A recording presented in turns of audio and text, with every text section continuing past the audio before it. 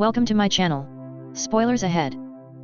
The movie begins with a bus on the bridge which came to a sudden stop. Sam lurched forward from the momentum, pricking his hand on a wire in the seat in front of him. Sam suddenly got a bad feeling. Immediately afterward, he felt the bridge shake. It seemed like something was about to happen, and he began to feel uneasy right at that moment. The portion of the bridge in front of the bus suddenly began to crack. Scared, Sam quickly told his girlfriend, Molly, to get off the bus. The other people on the bus followed them all behind him. Peter saw his girlfriend, Candace, grab the guardrail on the other side of the bridge before he had a chance to save her. Candace died, falling into the water along with the guardrail. However, this wasn't the time to mourn. Sam held on to Peter and ran toward the end of the bridge. Isaac, who had been inside the bus's bathroom, walked out to see the bus completely empty before he could react. The bus crashed into the water and Isaac met his end too. At the same time, the part of the bridge in front of Sam began to crack. Time was running out. Sam had his girlfriend walked across to the other side using the bridge's steel beam. During this time, Sam heard his co-worker Hannah's cries for help. It turned out that Hannah was very nearsighted. She was knocked down by someone while running away and lost her glasses, rendering her unable to see the road. All she could do was desperately cry for help. Sam rushed over, taking Hannah over to the side of the bridge, making her walk across the steel beam as well. Just when she was about to reach the other side, more of the bridge collapsed, dropping Hannah into the water. Immediately afterward, a car fell in as well, killing Hannah. Following this, Sam saw his co-worker Nate get killed by a wire rope that snapped as he was running toward them. The company manager was not spared, either. Right then, Peter rushed over and jumped to the other side, grabbing the guardrail. Time was running out. The bridge beneath Sam was also starting to collapse, jumping. He also grabbed onto the guardrail right afterward. He watched the portion of the bridge he'd been on crashed into the water, while Sam and Peter were climbing up the guardrail. The shaky bridge caused a work vehicle to slide to the edge. The rebar on the car fell down, impaling and killing Peter. Immediately afterward, the steel plates on the car also fell down, killing Sam. Suddenly, Sam woke up with a snort. It turned out that everything had been a dream, right? Then the bus came to a sudden stop, causing Sam to prick his finger. The scene before him was incredibly similar to his dream. This frightened Sam, and he shouted that the bridge was going to collapse, telling everyone they needed to immediately get off the bus. As he said this, he grabbed Molly and got out. The manager was afraid of being held responsible if the employees got into an accident, so he made Peter go bring them back. Candace also went after them, watching the scene outside the bus. Sam became more convinced that he was right. He sped up toward the end of the bridge behind him. Nate, Hannah, the manager, and Isaac had all gotten off the bus to figure out what was going on.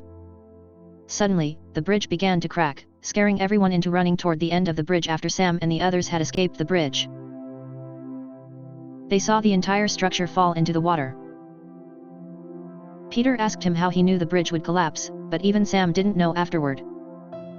Sam was taken to a police station by a detective. All he could do was tell the detective about his dream. The detective didn't believe him at all, but neither did he have evidence that Sam had caused the collapse. According to the investigation, the bridge collapse was a result of high winds and improper work by the construction crew. In other words, it was an accident. Soon, it was time for them to attend their co-worker's memorial service. Candace and the others were also asking how Sam knew the bridge would collapse. However, having already told him everything he knew, Sam had nothing left to say. There was no point in continuing to ask. Peter also expressed that everyone should be happy because at least they were alive. While Sam and the others were leaving their memorial, a mysterious man suddenly stopped him. He said they had better be careful in the future because death doesn't like to be deceived. After saying this, he slowly walked away. Peter said the man was probably crazy and not to pay attention to it. However, Sam did think it was that simple. That night, Kane has told Peterson he didn't feel ready, so she didn't want to attend her gymnastics practice since the gymnastics competition was in 2 days. Peter thought Candace just had pre-match jitters, so he encouraged her to go with the final training session, persuaded by her boyfriend. Candace went back to the training room. Candace told her coach the room was too warm, so an employee turned on the poorly maintained air conditioner while he was plugging in an electric fan. He failed to notice the cord was damaged.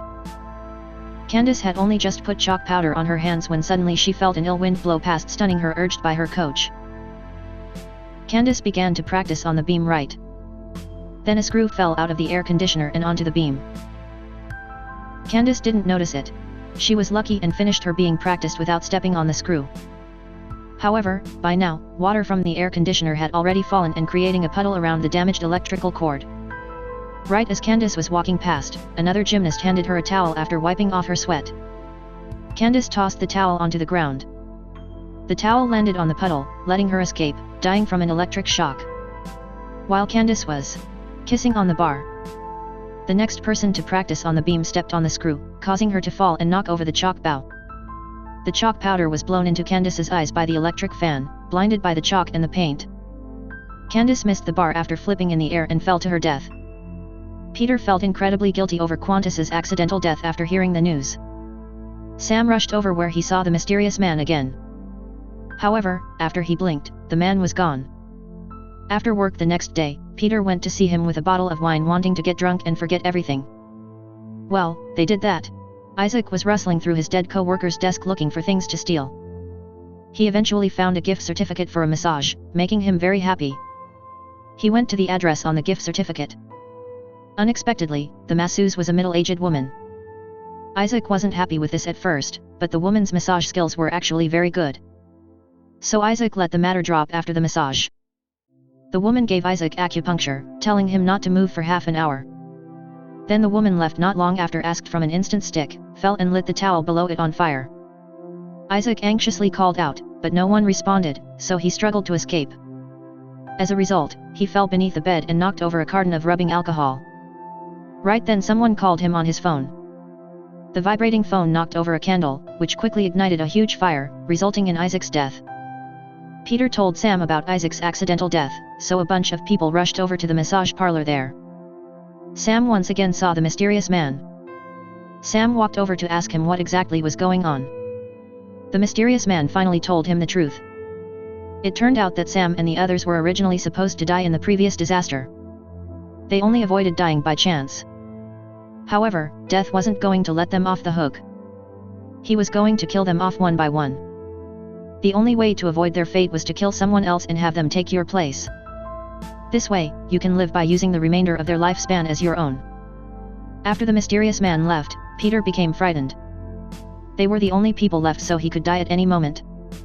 Sam said Molly probably wouldn't die because in his dream, he helped Molly escape the disaster. Sam's words made Peter very angry.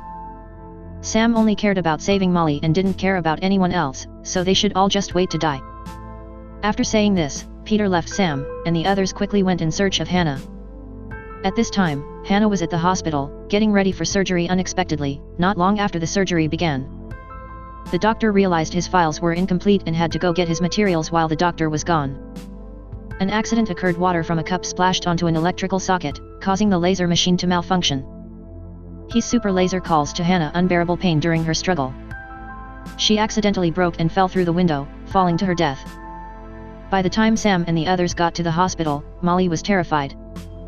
That night, Molly had fallen asleep, but Sam was unable to do the same. He couldn't stop thinking about the disaster in his dream. Suddenly, he realized that these people's deaths were in a certain order if his guess was correct. Nate would be the next to die. At that same time, after hearing what the mysterious man said, Nate was planning to save himself. He started the crane before calling up a co-worker who was always getting in his way. While the two were arguing, the crane's hook fell down, striking the co-worker just like that. The co-worker died in Nate's place after receiving the news. Peter, Sam, and Molly all rushed over, although they hated what they did. They also understood why he did it. After all, none of them wanted to die. This was when Sam told him about the order of death. Now that Nate had escaped, the next one should be the manager. As they were speaking, the manager walked over and was killed by a flying wrench. That night at work, Sam was extremely careful because he was afraid of an accident happening. After work, Sam called Molly over. He wanted to have a candlelit dinner with his girlfriend. It was then that Peter also appeared, he said, at their table, drinking the entire time. He told Sam it was his turn next. He was very scared and wanted to find someone to take his place too. But after wandering around for half a day, he just couldn't kill a stranger unconsciously. Peter began to resent Sam. They were only in this predicament because Sam only cared about saving Molly and not the rest of them. Suddenly, Peter took out a gun and pointed it at Molly in the nick of time. Sam flipped the table and escaped Peter's attack. Sam made Molly hide while he went to lead Peter away. Peter didn't kill Sam because it would be meaningless, so he only knocked Sam out right when he failed Molly. He saw the detective standing in front of her.